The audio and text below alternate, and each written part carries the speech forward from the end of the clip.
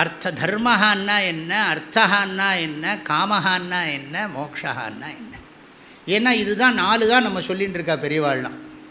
இவரே சொல்கிறார், யார், நம்ம பாஸ்கரராயர் லலிதா சஹஸ்ரநாமத்தினுடைய விஷயங்களெல்லாம் சொல்கிற போது எல்லாருக்கும் சுகமாக இருக்கணும்.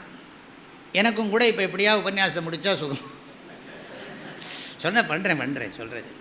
ஆக இப்போ என்னென்னா எல்லாருக்கும் சுகமாக இருக்கணுங்கிற எண்ணம் இருக்குது. இந்த சுகமாக இருக்கிறத 2ஆக பிரிக்கிறார் அவர்.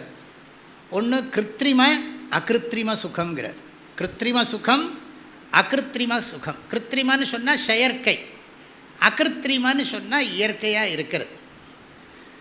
இந்த 2 சுகத்தை அதை என்ன பிரிக்கிறார், காமத்தை கிருத்திரிம சுகங்கிறார், மோட்சத்தை அகிருத்திரிம சுகங்கிறார்.